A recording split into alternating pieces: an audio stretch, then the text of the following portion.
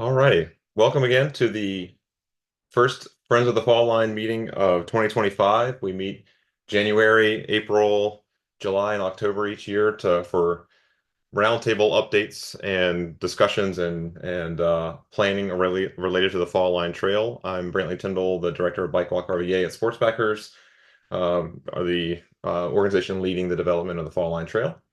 Um, we are super excited to introduce our new hire, Natalie Rayner. Some of you will have already met her or worked with her in previous roles at Swim RVA and the Virginia Capital Trail Foundation. And she's actually going to take a quick speaking role later in the presentation. But Natalie, do you want to say anything to introduce yourself?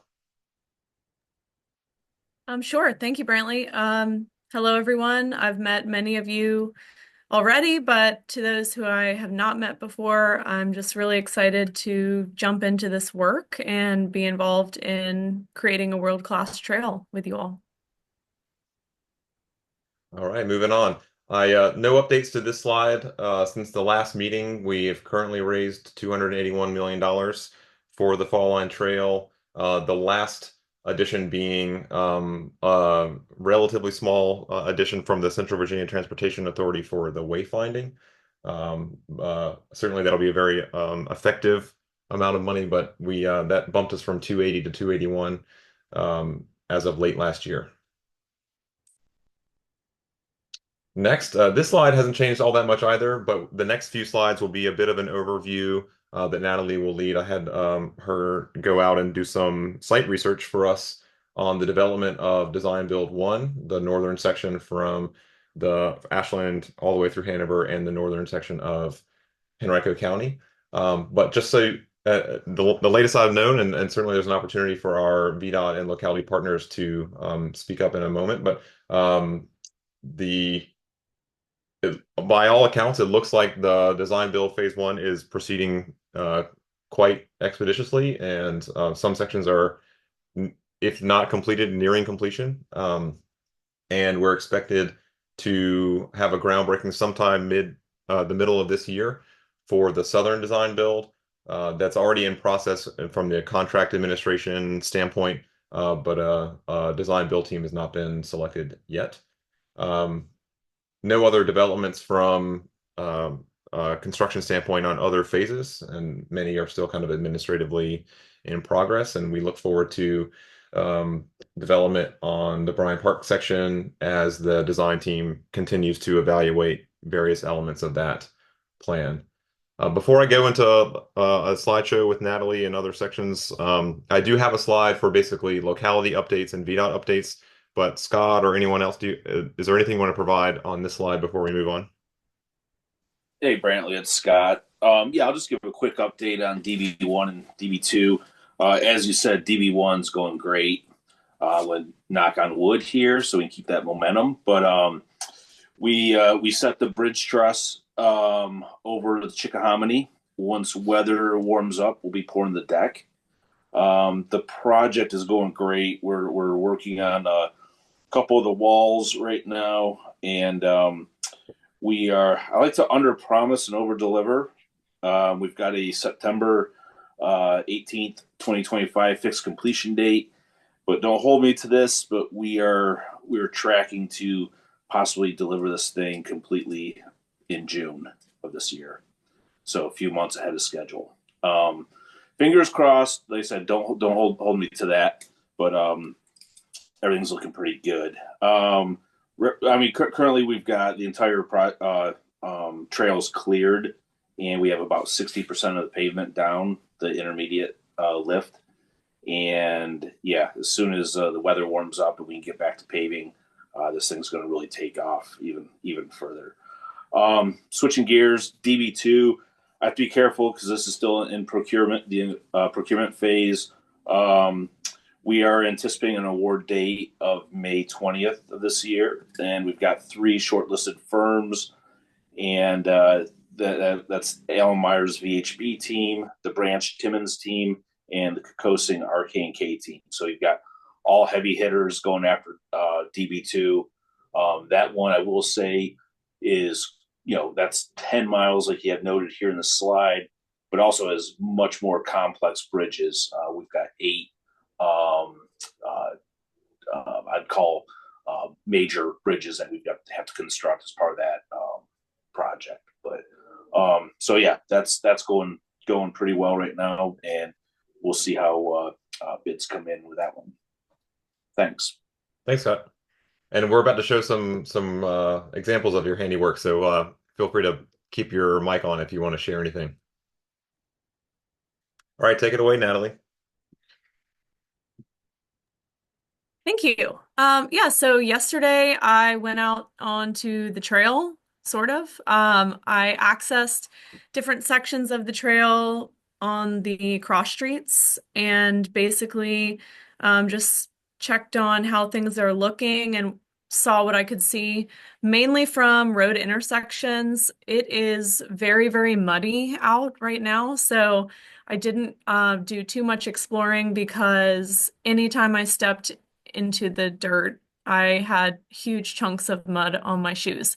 So, I did see that there is quite a bit of work being done, which is exciting. We're going to start from the top, closest to Ashland and move towards Petersburg. So, Gwathmey Church Road to Cobb's Road could definitely see a gravel path is there. You can see there's a ton of ice still on it. So that's the freeze thaw. So if anyone's out there, just make sure you prepare to bring a lot of mud into your car with you. Hey, Yeah, Natalie, can I just interject before you go yeah, further please that? do. Yeah. Just for everyone's safety, please do not access the trail. We have equipment out there, and if you want to come out and get a tour and actually go on it, just give me a call. I'll get my project engineer to escort you. But we had a lot of folk trespass onto the project. I mean, literally while we're dropping trees. It's more for everyone's safety. It's not like it's a big secret. We're building a trail, but just so everyone on this call doesn't see these slides, get excited, and run out there to start hiking it or biking it. So just ask for everyone's patience on that. Thank you. Yeah, totally. That's a great point. And then I will say too that it's very clearly marked. You can see in this photo, it's very clearly marked that it is closed. So yeah. But here you can see there's a gravel path cut. This was the intersection actually from Kenworth Church. So basically that's in between Cobbs and Cedar, and you can see it's paved going north and paved headed south. There is a lot of equipment out there right now, big puddles. It's definitely not complete, not ready for traffic, but it is paved. Next slide.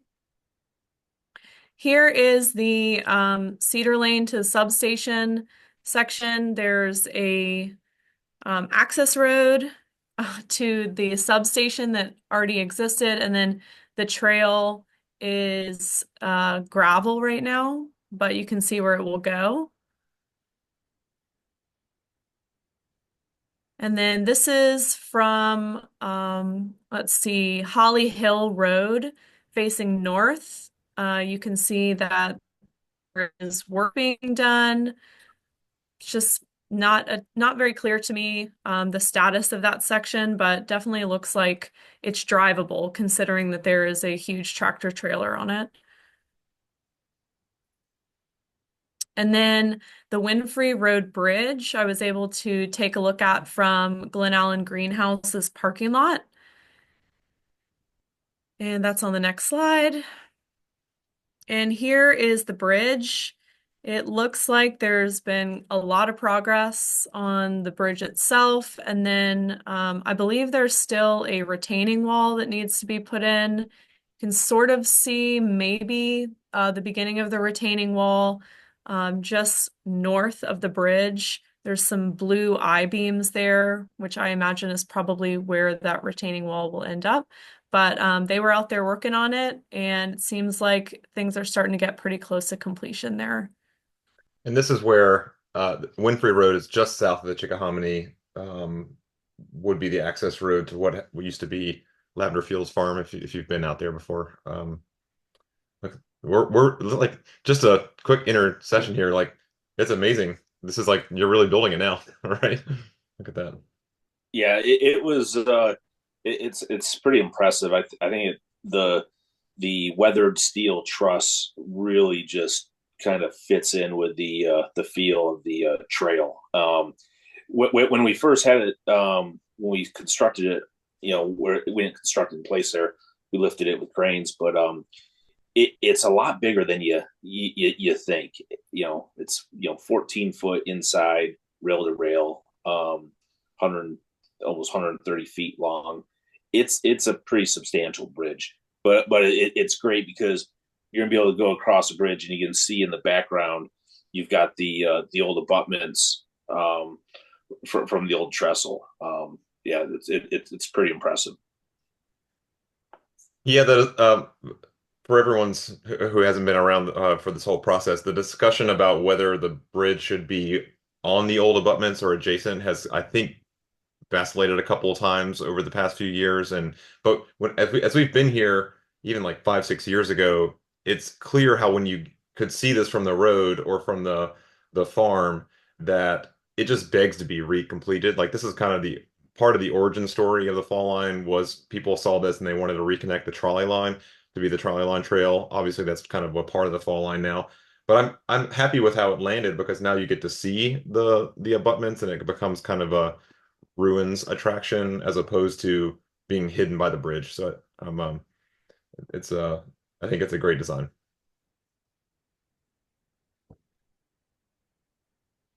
And then the last section that I viewed was Winfrey to Woodman. You can see it is paved, which is very exciting. I will say that on almost all of the sections that I peeked at, I saw men working. I saw a lot of action being taken. So definitely a very exciting visit. And then also a lot of the people who I saw outside. I know some of them were probably using the trail inappropriately, but they are all very excited and aware that there is a multi-use path being put in right behind their homes. And there's just a lot of excitement out there. People were willing to talk to me about how much they'll be using the trail, which was all really exciting to hear. So there you go.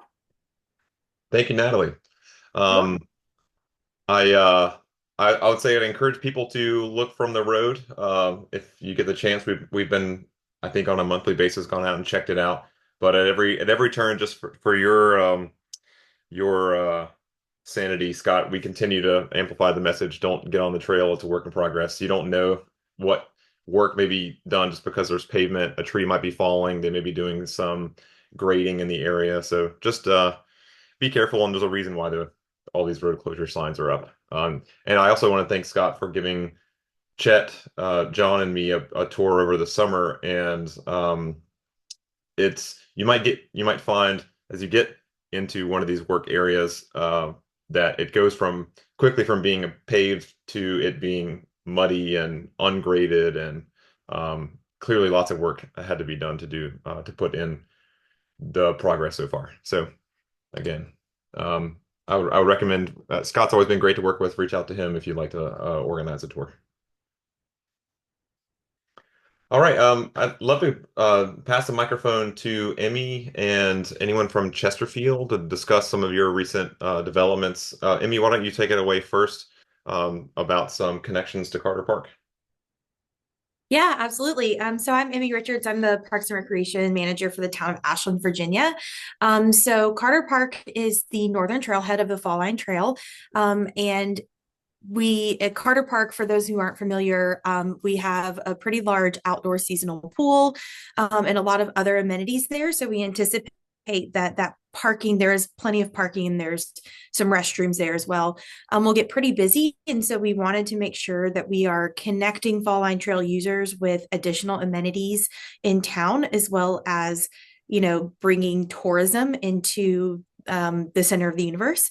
So we are working on a kind of Fall Line Trail extension that will take people from Carter Park up north on Maple Street, is more of kind of a quieter residential street, and then into town via a left you can picture it if you're familiar with Ashland roads on Robinson Street, which takes you to the back of our regional library, which is adjacent to the railroad tracks. And so, and in the heart of our downtown. So it really, in about a mile, connects trail users with our downtown spaces. We are planning a public art installation that will serve as kind of a functional piece of art adjacent to the library as like our trailhead in town. And so we're working with our Public Art Commission and our Parks and Recreation Committee to begin an RFP process to get some local artists interested in developing a piece for us there. We're thinking some type of like artsy bench. So it's both functional, but a very much a placemaking space.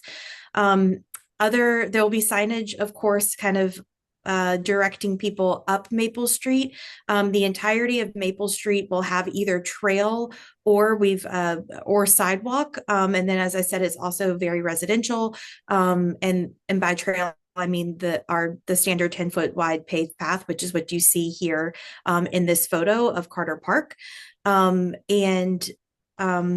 so we're just very excited that we'll be able to connect users with the amenities downtown and also hopefully alleviate some, parking issues that we could see on those busy, warm summer pool days with mixed use at the park. So it's a win-win. That's really great. And I didn't know about the art too, so that's going to be excellent. I will say that I think once this is all said and done, a lot of trail users who are driving to access the park or the trail would likely want to be closer to downtown because of the amenities. So Mhm. I think the coordination and kind of providing good access to the trail and then good access to the pool is going to work out really nicely. Agreed. Thanks. I see a few folks from Chesterfield, though I think mostly from the park side of things. Stuart or um, Chris, can you speak to the active transportation plan? And if not, I can share what I know.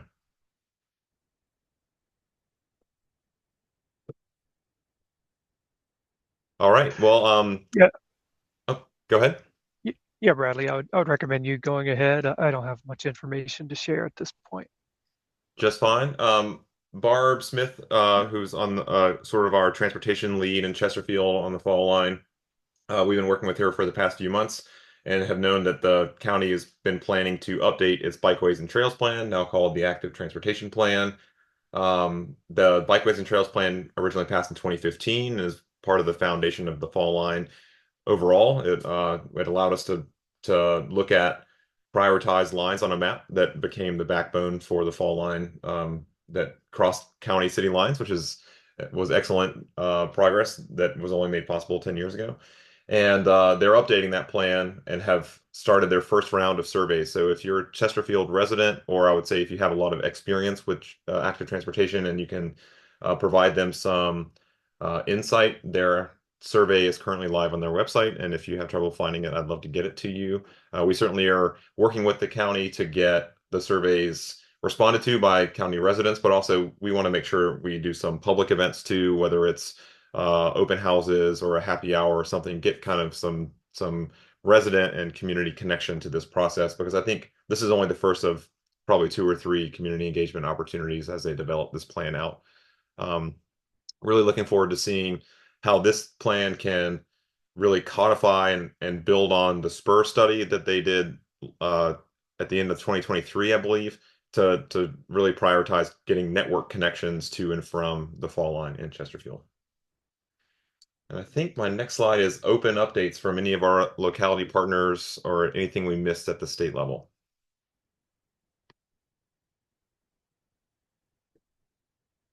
I saw Ryan on here. Do you have any updates about your Henrico's administrative sections? Hey, Brantley, everybody. Uh, really, the update is just Henrico County is still working on kind of our final right-of-way acquisitions for the remaining 7 sections of the Fall Line Trail through Henrico County. But we're getting close. I think we're getting close on several of them, and the goal is to at least get started on the final, or I guess the lakeside pieces, hopefully by kind of the end of the spring. Um, and then from there, moving northward, I think everything kind of falls into place after that. So um, that's pretty much the update. Just trying to lock down the rest of the right of way that we need. Wonderful. Keep plugging away. Thank you. All right, well, I can move on.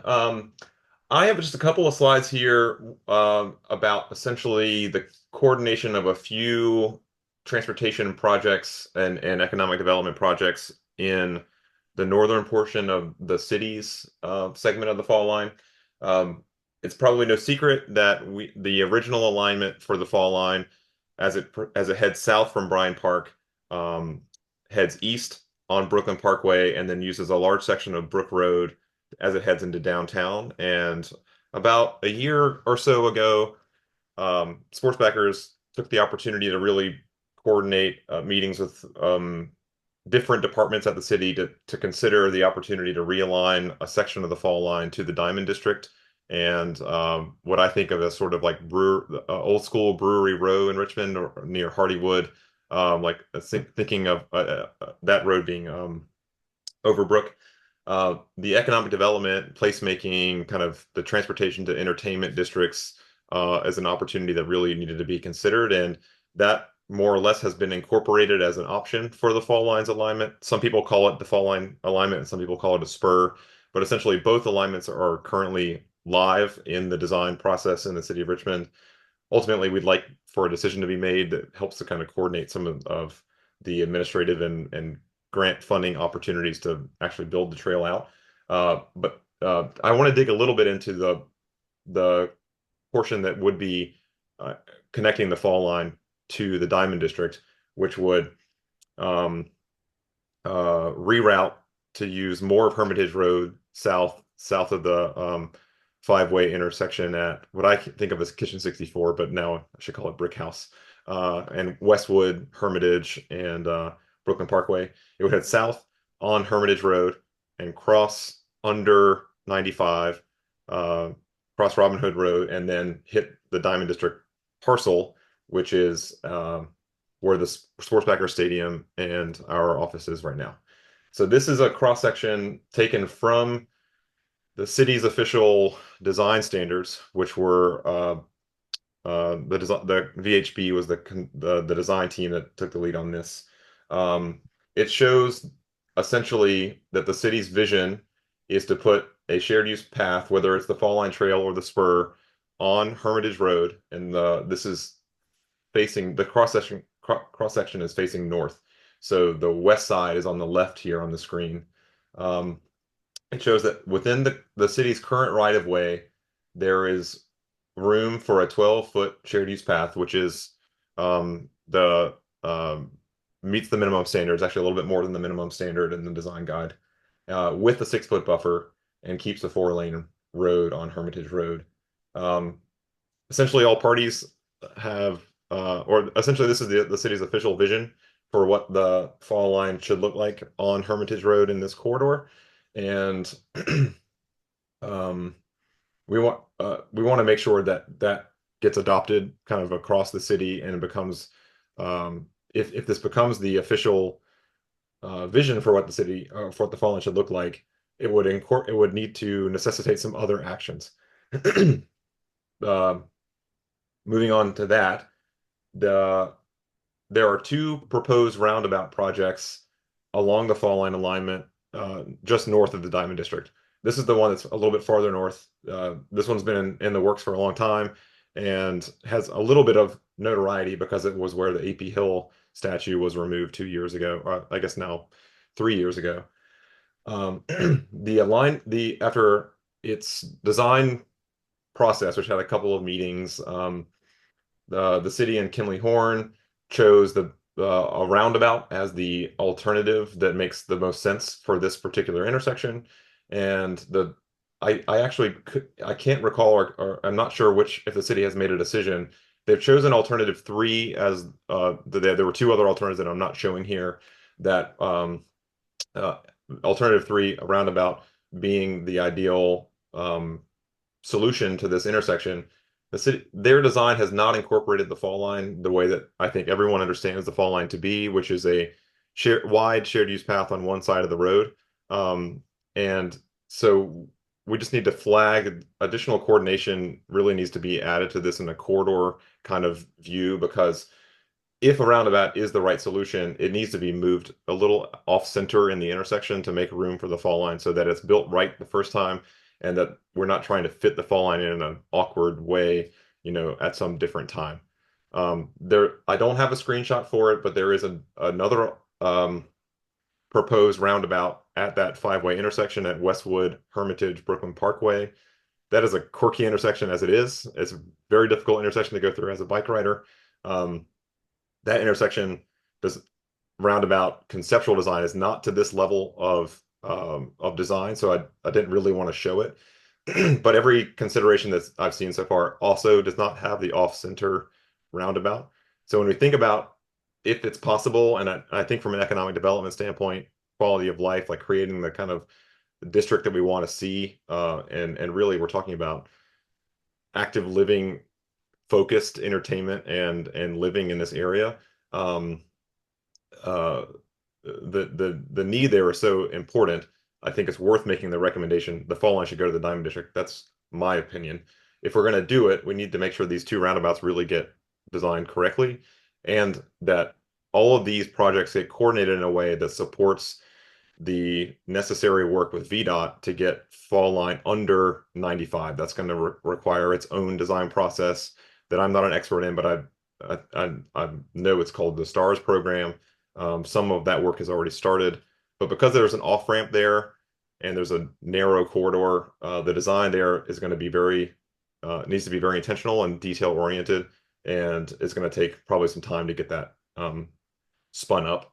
So I just wanted to sort of flag that this is like a multi-departmental, cross-departmental project that needs to be thought of holistically instead of one little project here and one little project there, and recognizing that we do actually have a lot of room to work with currently for the Fall Line Trail in Northside. I think that's my only slide, my only two slides on this. I'd like to kind of seek opportunities in the future for Friends of the Fall Line meetings to kind of show how these things need to be coordinated. Kind of alternatively to the design build phases in the north and the south. Design build, and correct me if I'm wrong, technical experts, but design build is designed to be used as an efficient implementation process where the built environment supports it because it's very easy. It's a very easy process. This is not an easy place to just put a trail. And that's we have multiple processes happening with different consultant teams, different city leads, and we want to make sure we're taking the opportunity to make sure all of our different leaders are coordinated on a big vision. So this is kind of where our headspace has been for the past few months related to the Diamond District. I'm happy to open this up to conversation or questions if you have any before I move on.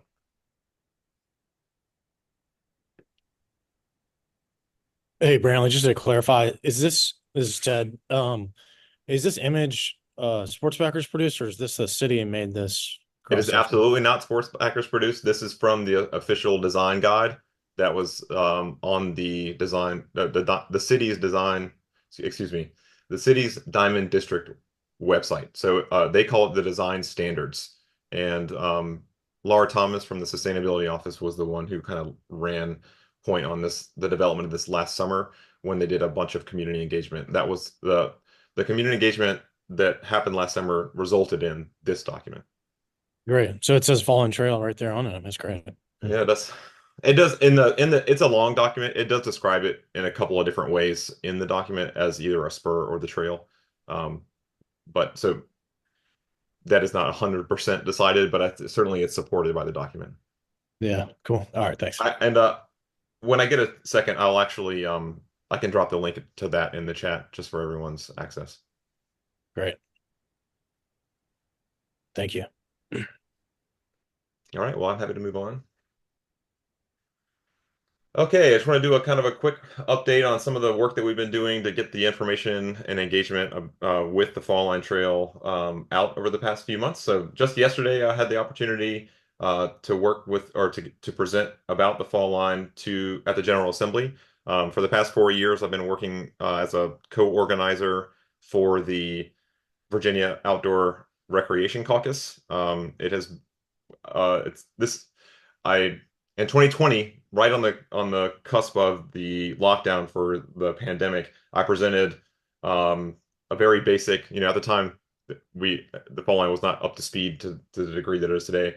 I gave a quick presentation about the fall line at this very meeting, and we had about 8 people in the room. Yesterday, we had over 50 people in the room, and 8 of them were senators or delegates. We had agency heads from DCR. We had policy officials from VDOT. Our whole state trails team was there.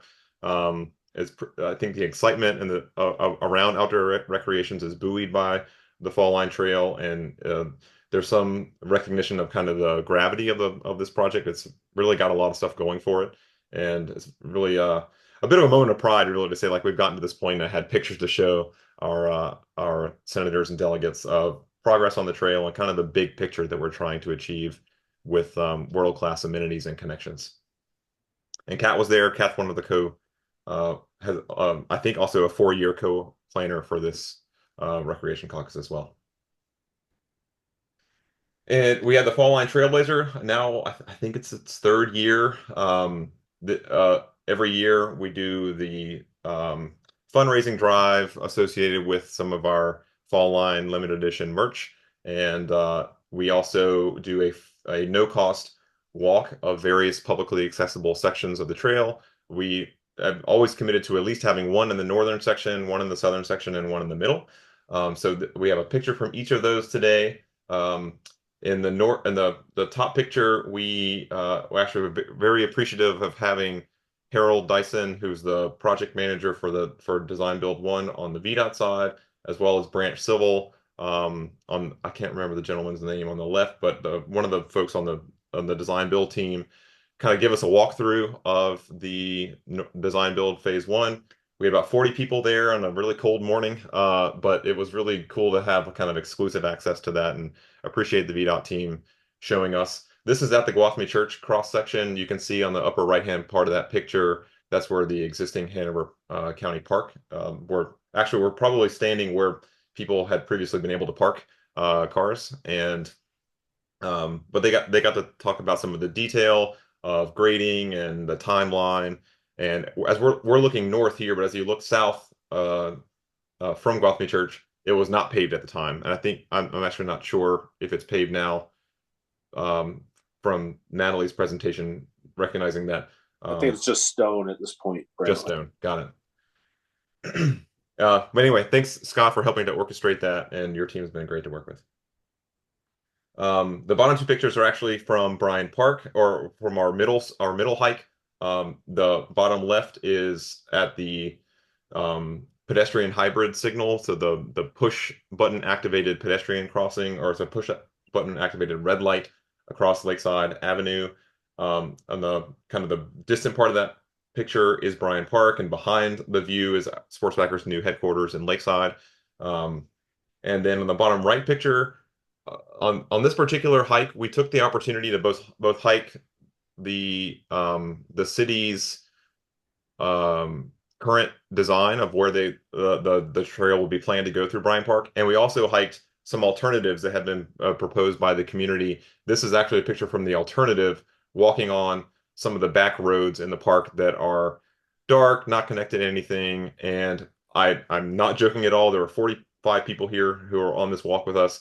We had multiple cars drive through our group, and I did not plant them. They were related to the big market and people accessing different parts of the park for the big market. But it just distills the benefits of the current proposed alignment for the fall line through Bryan Park, serving pedestrians by building dedicated biking and walking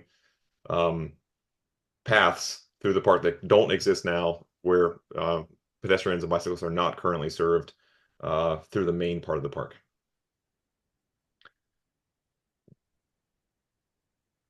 And that was from October. Also in October, we led a tree planting in Bryan Park.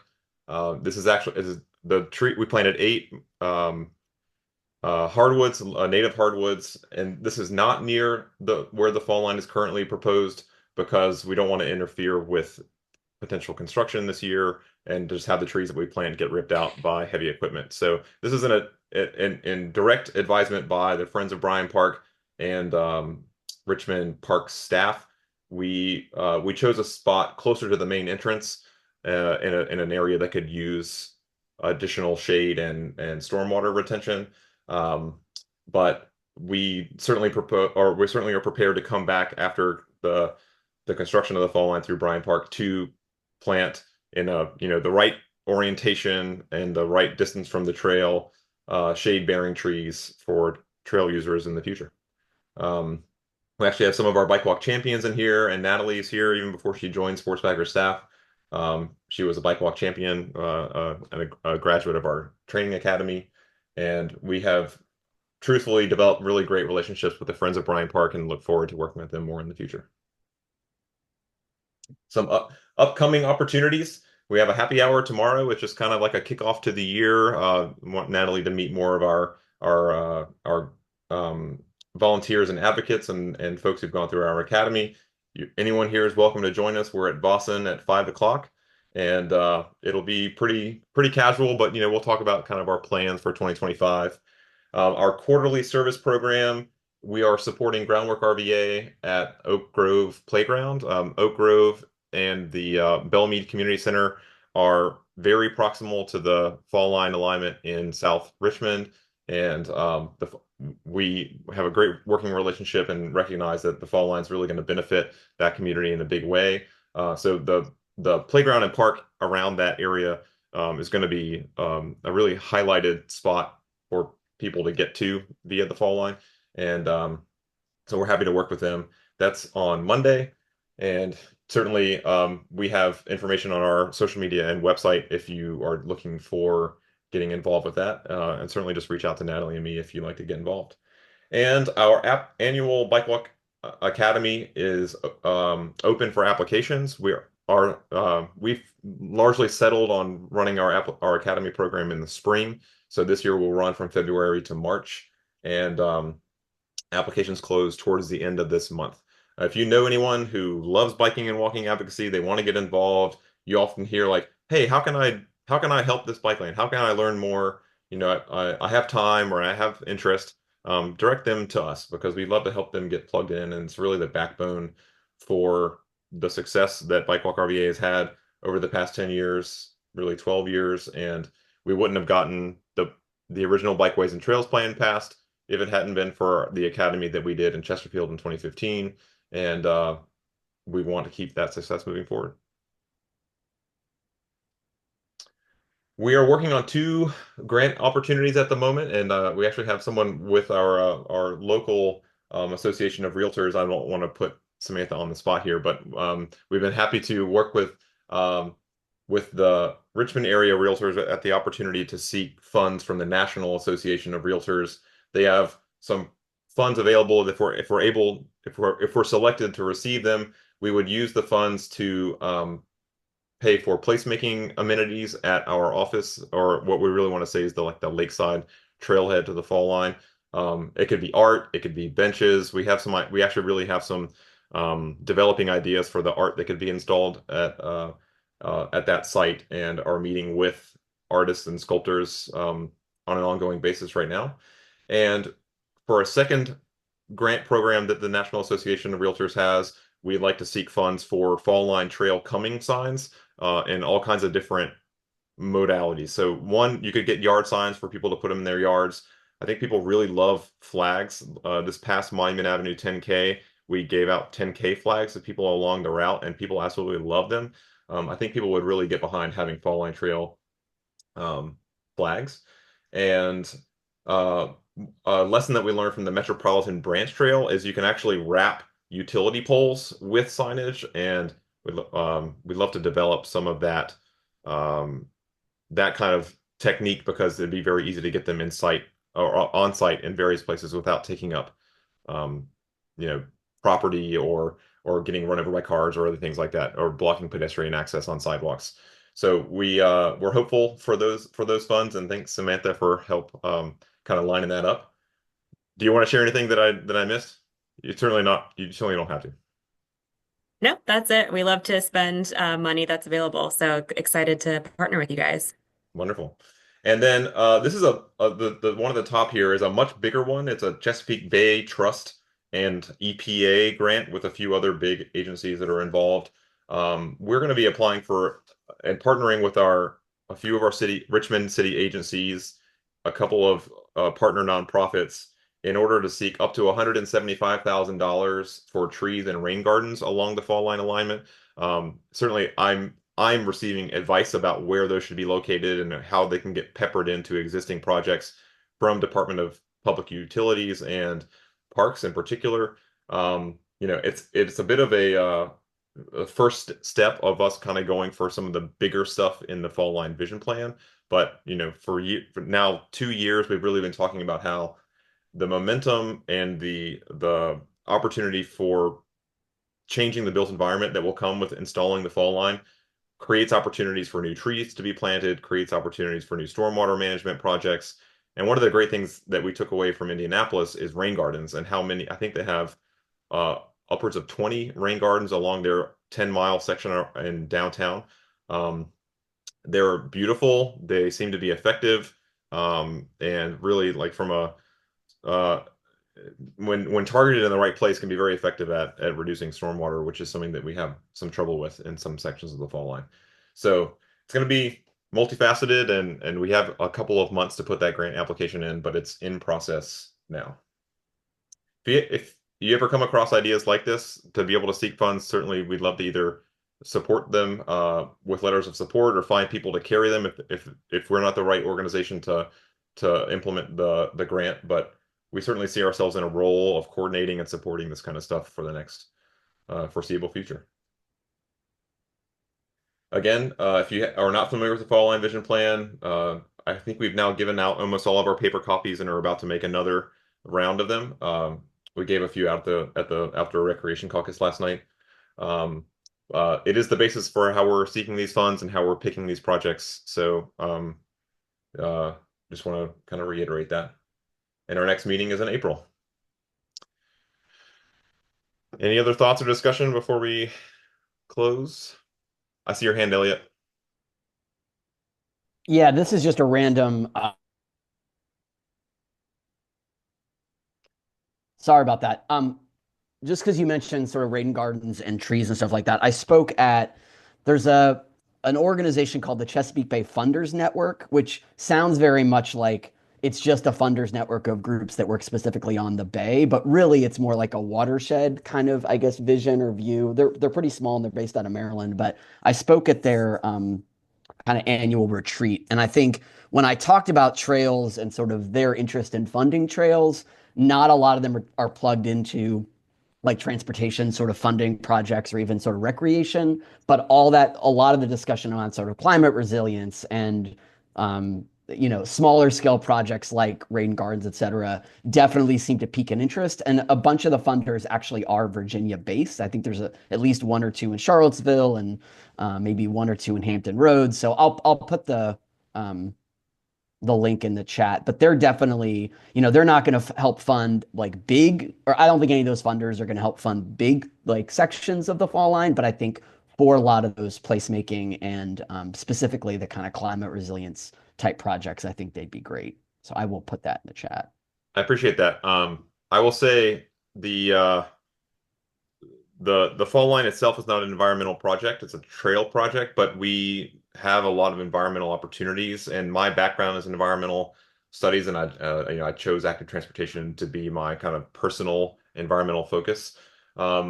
There's work for us to do to kind of forecast things like VMT reduction opportunities that the fall line might be able to implement. VMT, for those who don't have a technical background in this, is vehicle miles traveled. It's the metric for how much driving is happening. And if people bike more, and also if people live closer to work and live closer to their destinations, they kind of like have a more trail-oriented lifestyle. The environmental impact of reductions in VMT is the opportunities are like potentially really big.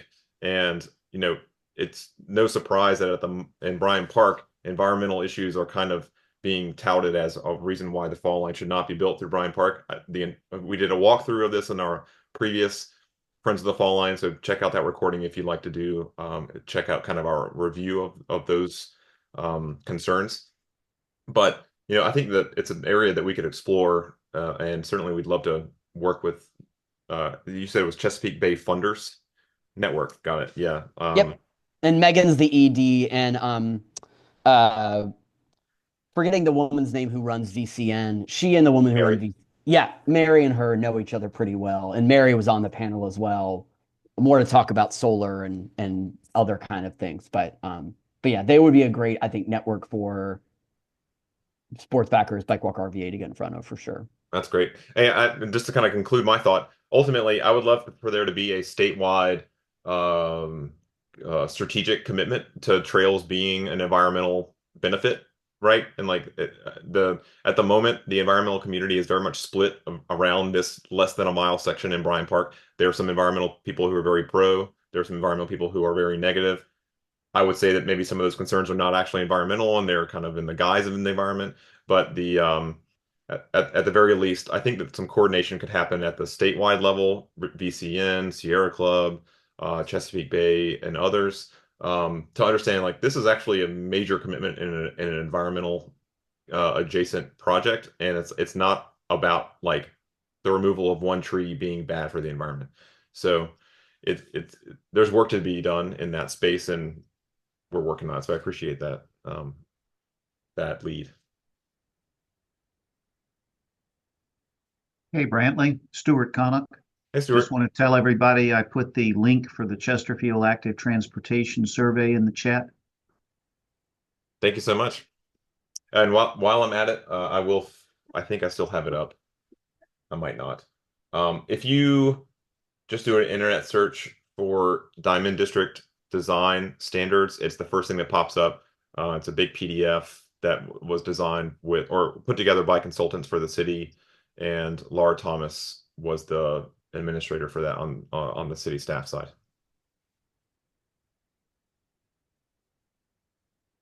All right. Well, hearing no other discussion, I appreciate everyone's time this morning. I'll have this recording up as soon as possible.